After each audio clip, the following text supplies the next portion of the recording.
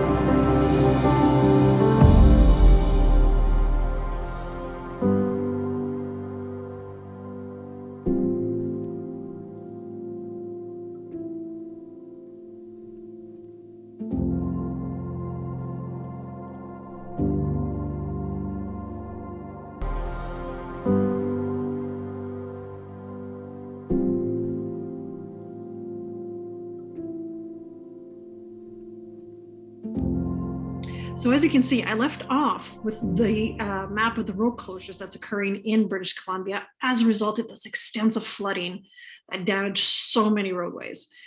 Now, what contributed to this? Well, we had Mars in exact opposition to Uranus just 2 days before the eclipse. And if we look at the astrocartography of the eclipses, you can see how British Columbia was directly affected, and certain areas will be affected more than others, namely Merritt. We have Neptune on the IC, and at the same token, and Merritt only being, I believe it's less than a couple degrees away from that line, which makes it very potent, and Abbotsford being directly affected as well, although the degrees of that is, just under 3 degree orb. Still something to be looking at, but typically under that 2 degree orb, we tend to really pay attention to when it comes to the astrocartography. Now, that being said, what has resulted as a result of this disruption. Now, if you take a look, I live in Kamloops currently, and that's in the northern part of the Okanagan Valley, a little bit higher and only an hour away from Merritt. Merritt being severely affected, those houses underwater towards the end of that slideshow will give you an idea of exactly what they've been going through. And the problem is we're heading into winter. That water still there, freezes. You know, we're looking at more damage to be done to the homes as a result of freezing, unfortunately. So we've received obviously an influx of these evacuees as well, coupled with the disruption in transportation, for purchased goods. Take a look at how this also affects. Now Taurus not only rules the earth, but it also rules currency, what we buy, what we acquire. But having Uranus and Taurus, contributes to chaotic buying, panic buying, disruptions in personal supplies, food. Taurus also rules food. So take a look. 4 days after the flooding that occurred, and we're still having a disruption of flies. What the grocery stores have now been instituting to avoid this panic buying is limitations in what you can buy. And that also goes for the transportation when it comes to the fuel shortage as well. Take a look.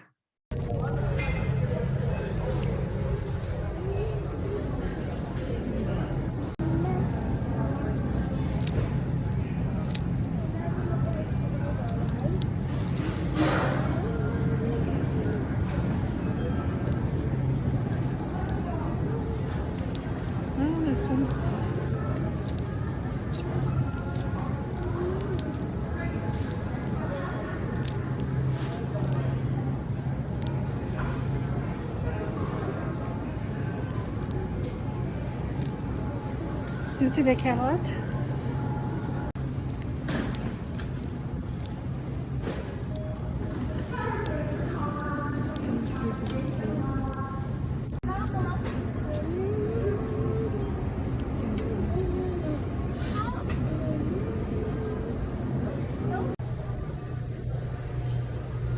Okay, on a besoin de trouver du lait.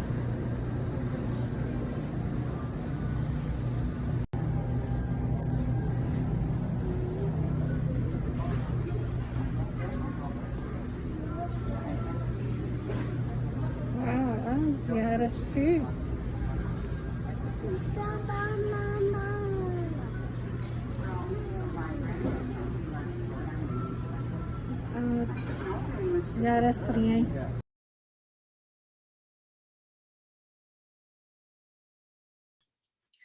Crazy, isn't it? So yes, being an hour away will create, the disruption in, our resources. Aside from vehicles being, trapped, between blockades, broken highways and stuff like that, or, vehicles that are on their way that need to be rerouted. Some having gone through the United States, which is, to be able to get the resources up on the side of British Columbia, for example.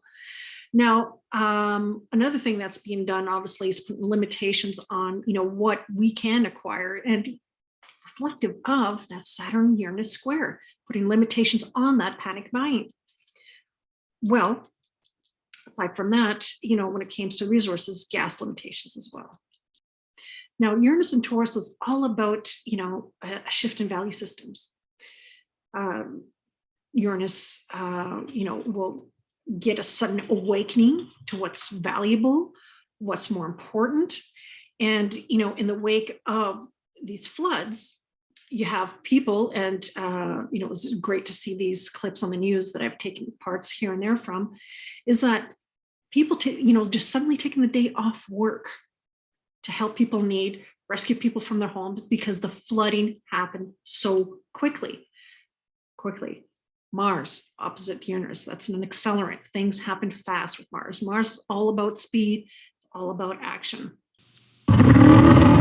It's been a week when responsibilities shifted as people quickly changed their priorities. Boat owners taking the day off work without hesitation. What obstacles we'd bump into while we're out here, we figured if there's people that need help, we're here to give them a hand.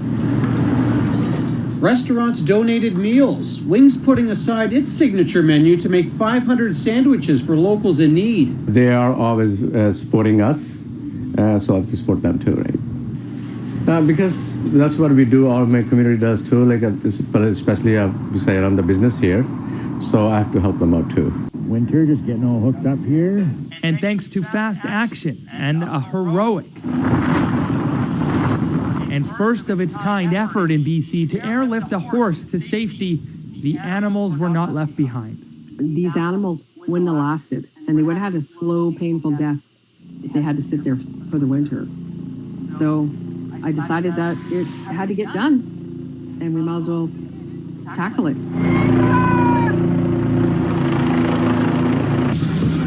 To the all-out sandbagging effort at the pump station. Sort of sense of, hey, we're all responsible for each other. What his name was, all I know is like someone was saying he works nearby in the area there, but I wish I could know his name as well, because I want to personally thank them as well for what they did for us and for everyone else nearby. Now, what makes this act of gesture even more amazing is this is post-lockdown stuff. The thing is, people's wallets haven't been affected. Restaurants definitely took a hit. And even then, they're finding it within their heart to give to the community. Now, the thing is, we all have our, narratives and assumptions of exactly what's been going on, with this pandemic. And the thing is, I feel that we're led to believe that, when chaos hits, everybody will fend for themselves. This is not what we see. It's innate within our soul and our, each and every one within the individual that helps out, a person in need. When you see somebody suffering, when you can, you give. It's just, and, I'm reminded of the devastating earthquake that happened in Haiti. Off the top of my head, it would have been either 2010 or 2011. I believe it was 2010. Yes, 2010. And what happened was that January 2010, and I remember because I had to specifically go to the Dominican during that time for training. Now, so what happened was that a cruise ship, in light of this news, turned around and went to Haiti to donate the food for people in need. When disasters happen, you see people coming together to help each other out. And this segment here is a perfect example of how humanity functions at its core.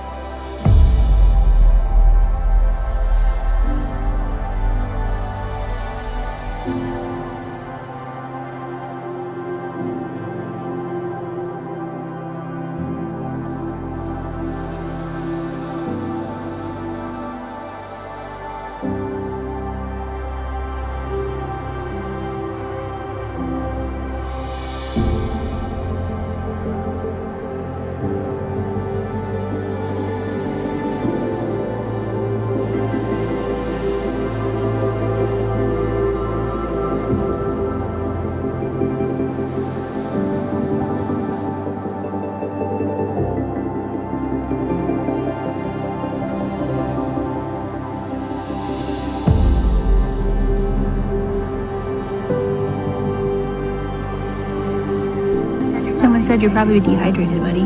Judging by the fact you look pretty rough, I think that's probably true. Drink, please.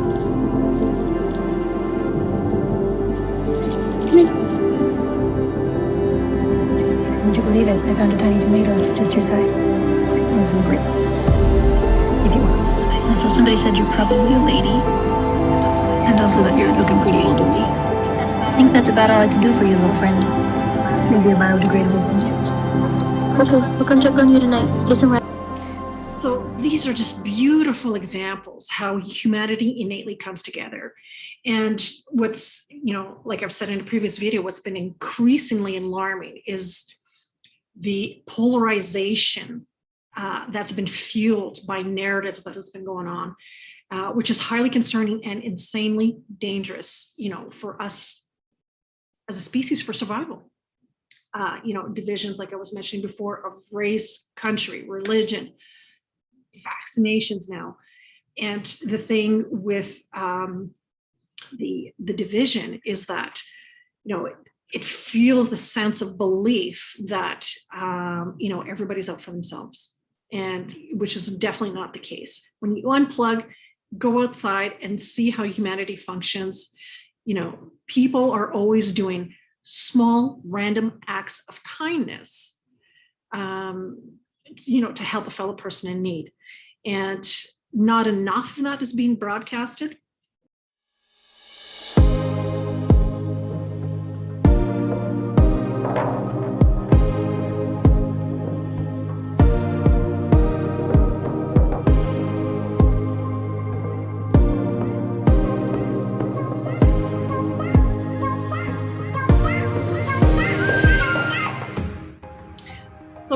Thank you for joining me once again for yet another video where I was using real life examples to present, the language of astrology. So if you like this video, don't forget to subscribe, don't forget to press the like button, and hey, I would like to hear your opinions. Do comment below. Don't forget as well, do visit www.co-creating-today. There you'll find wonderful array of educational tools to help you along your learning journey to understand the symbolic language of astrology. And I'll be back doing more videos like this. Stay tuned for Pluto in Aquarius that I'll be working on. And again, join me next time as I explore the language of astrology with all of you. Thank you.